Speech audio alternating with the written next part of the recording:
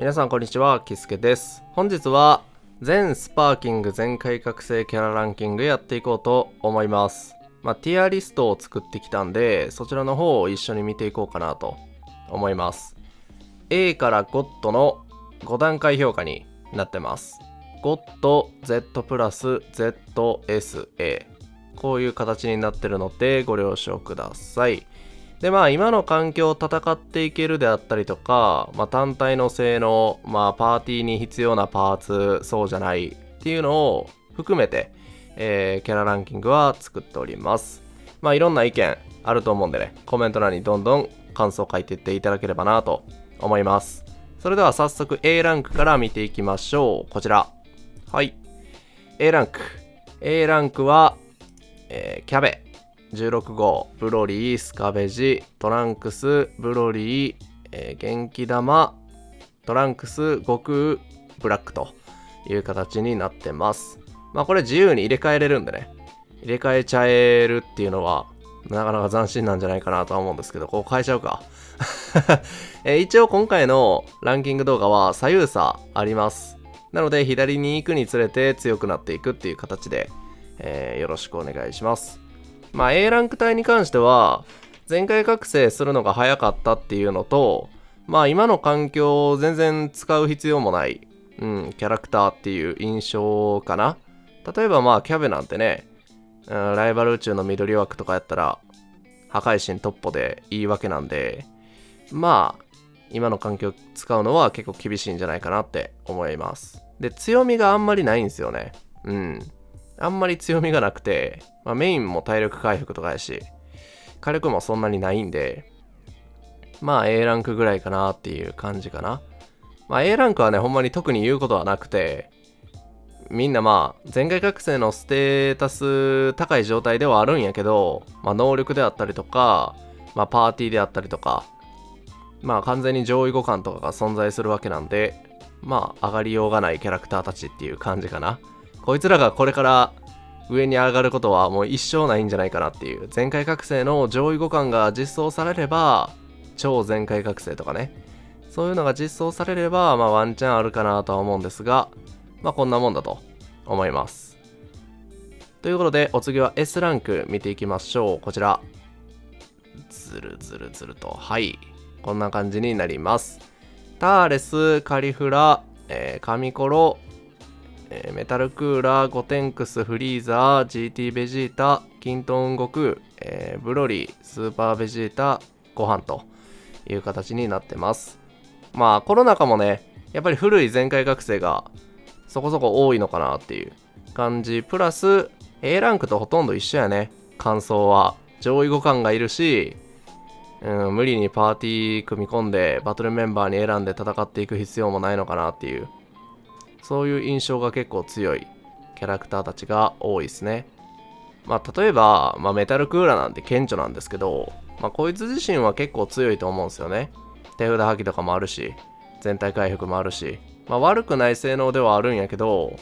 やっぱパーティー的に赤色がいらない環境でもあるんで、赤色使うんやったらもっとぶっ壊れた赤色使いたいよねっていう、そこまでぶっ壊れた赤色じゃなければわざわざ赤色採用する必要もないよねっていう環境なので、メタルクーラーはこの辺なのかなっていう感じですかね。この中で結構新しめのキャラクターといえば、GT ベジータとかが新しめになってくるのかな。スーパーベジータとかターレスとか、この辺もね使わないですよね。GT ベジータなんてね、 GT パーティーで黄色枠で使えるわけもなく、スーパーウーブも龍剣悟空4もいるし、存在しないキャラクターとして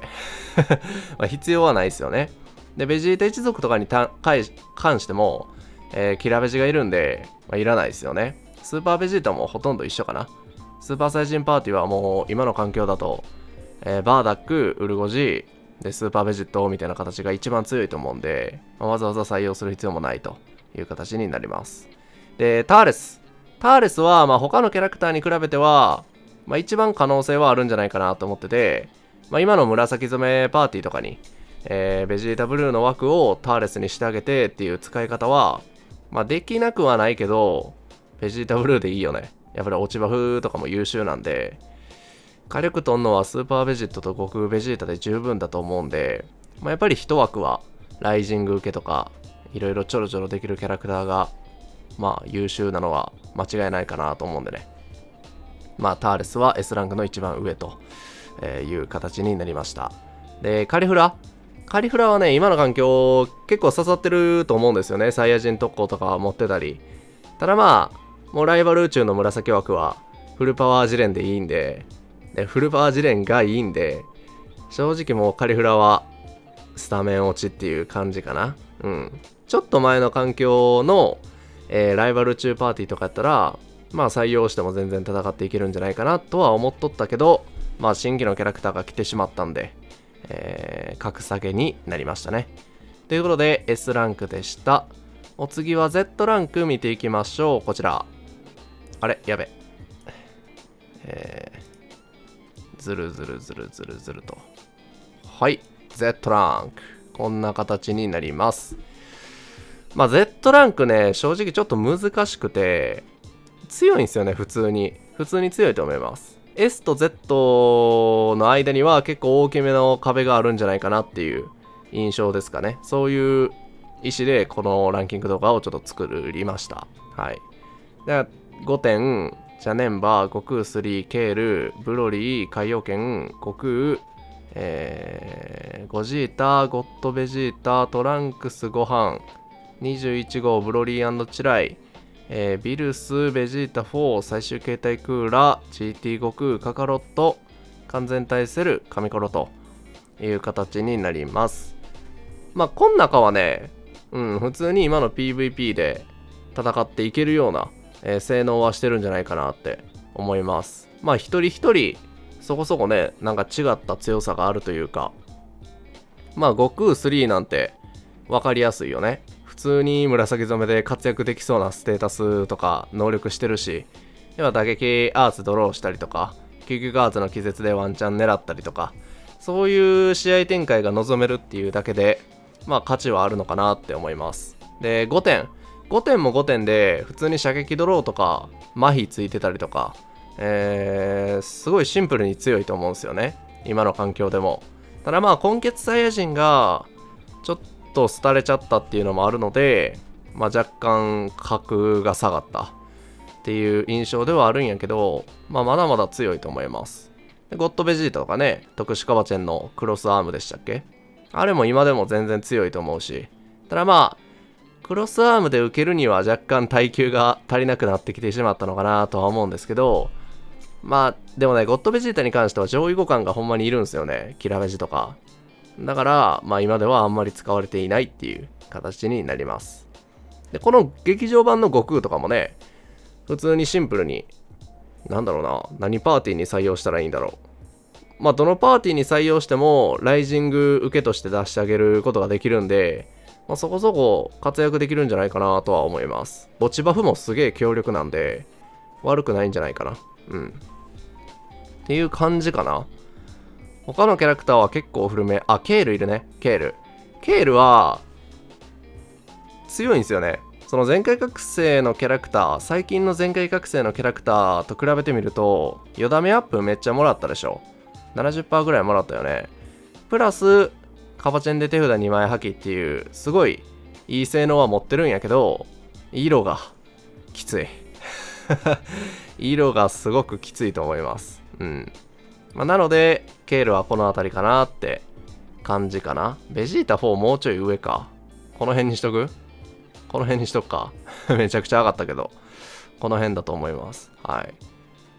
だから、もうちょっと赤色が使いやすい環境になってくれれば、もうちょい株が上がるのかな。プラス、ガールズパーティーとかさ、その辺のパーティーが環境で出てきだしたら、一昔前のバドスとかみたいに、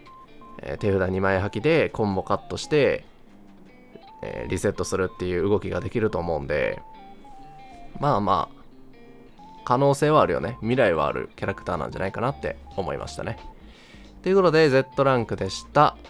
お次は Z プラス見ていきましょう。こちら。よいしょ。はい。Z プラス。こんな感じになります。またな、バカ野郎、親子、ピッコロ大魔王、フルパワーフリーザ、18号、第一形態フリーザ、ザマス、チルド、悟空4、21号、ブルー悟空、ゴジータ、スーパー17号という形になります。Z プラスも強いよね。なんなら PVP でちらほら見るキャラクターがいるんじゃないかなと思ってて、フルパワーフリーザとか、チルドとか、たまに21号とか見るね。あと合体ザマスとか。この辺はよく PVP で見るんじゃないかなって思うんですが、まあ、なんで見るのかっていうと、色ですよね、多分。黄色と紫。黄色と紫が優秀やから、まあ、今の環境でも戦っていけてるっていう形ではあると思うんで、単体のスペックだけ見ると、やっぱりまたなバカ野郎親子には勝てないのかなっていう、感じがするんですよね。全部ひっくるめても、やっぱ単体性能が、ずば抜けてはいるんで、PVP の流行りだけでこうなるっていうのは、違うんじゃないかなっていうことで、こういう順番にはしてるんやけど、やっぱりこの中で、そうね、この前3体よね。前3体はちょっと株が下がっちゃったね。先ほど単体性能は、えぐいって言ったんですけど、やっぱり流行りを見ると、ちょっとどうしても厳しいところがある。実際使ってみたら強いと思うんやけど、もう完全に上位互換、サイヤ人としての、青と緑の上位互換、ゴジータとゴジータ4がいるんで、その辺はしょうがないのかなとは思います。で、親子ご飯。親子ご飯に関しては単体性能えぐいし、今でも強いし、今でも火力通ったらめちゃくちゃやばいと思うんやけど、色よね。親子もね、色が通る環境やったらこうなりかねないとは思うんですけど、現状はこういう形かな。はい。で最近全開覚醒したキャラクターといえばフルパワーフリーザと、21号あたりかな。フルパワーフリーザはね、結構流行ってていろんな使われ方してるね。純粋に悪の系譜の黄色枠として採用してる人もいれば、受けキャラとしてリーダー枠において他は合体戦士で染めるみたいな、すげえ異質なパーティーで使ってる人もたまにはいるんじゃないかなと思ってて、やっぱりカバチェンで気力50奪ったりとか、シンプルにメインで必殺呼んできたりとか、特殊でカウンター狙ったりとか、そういう使い方ができると。でプラスやっぱ踏ん張りをね、その辺が、今の環境には噛み合ってるのかなって思います。で覚醒21号21号に関しては普通に火力も取れるし打撃もドローできるしっていう感じすげえシンプルなキャラクターやと思いますね。ただ今の環境で色がねなかなかいい色してるんで、活躍できてんのかなっていう印象ですかね。はい、そんぐらいでしょうかね。他に言うことは特にないのかなとは思うんですが、悟空4が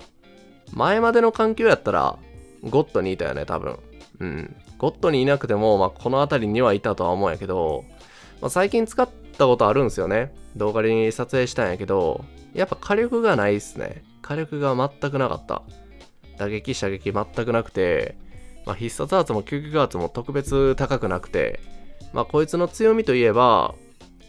特殊カバチェン無効でメインで踏ん張り無効、この辺を通して踏ん張りキャラとか、落としていくっていう使い方が強いと思うんやけど、肝心の火力が低いからなんか噛み合わない正直ちょっとこのままのよだめアップとかやったら厳しいのかなっていう印象です。はい、ということで Z プラスでした。さあ最後ゴッドランク見ていきましょう。こちら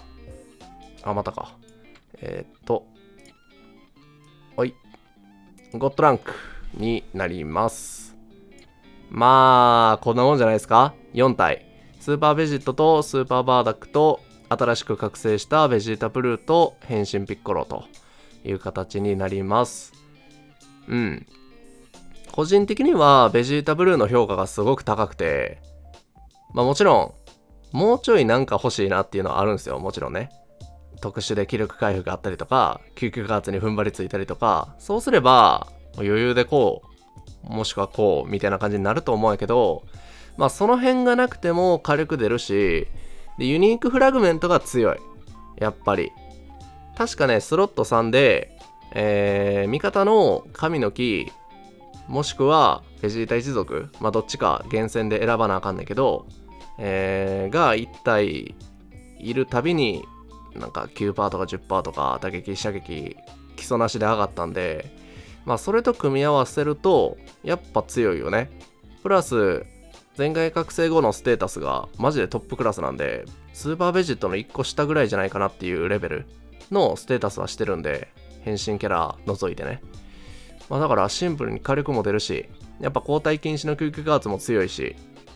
まあ、ゴッドランクは確かなんじゃないかなって思います。で、まあベジットとバーダックは、仲良しやね、向き合ってて。仲良しなんやけど、まあシンプルに強いね。やっぱ、破格やね。なんかベジータブルーの覚醒の能力を見て思ったけど、やっぱベジットはちょっと優遇されてましたよね。アーツドローがあったりとか、ドロ速があったりとか。まあその辺はほんまに特別強いんじゃないかなって思います。で、バーダックはほんまに腐ることがない。スーパーサイヤ人が出れば出るほど、強いスーパーサイヤ人環境になればなるほど、こいつは活躍してくると思うんで、プラスパーティーの心臓っていうのがやっぱ一番でかいよね。流行らんわけがないし、スーパーサイヤ人パーティーが流行ってて、こいつを採用してないスーパーサイヤ人なんてスーパーサイヤ人パーティーじゃないと思ってるんで、やっぱりこいつは強い。で、今でも通用する火力で、究極のバニシング回復とかあるんで、まあ文句なしでしょう。で、ベジータブルーは先ほど言ったんですけど、で、変身ピッコロも、まあ、今でも強いと思います。まあ、若干悩んだけどね、こうしようか。ただ、まあ、色がいいし、プラス硬いし、火力も今取れるし、なんか悟空ベジータみたいにさ、特殊から必殺読んで、そのまま中距離で突っ込むみたいな動きもできるんで、まあ、非常に火力を出しやすいキャラクターだと思います。まあ、だから最近だとピッコロ大魔王変身ピッコロザマスローゼもしくは覚醒ブーみたいな。あれ覚醒ブーいなくね覚醒ブーがいない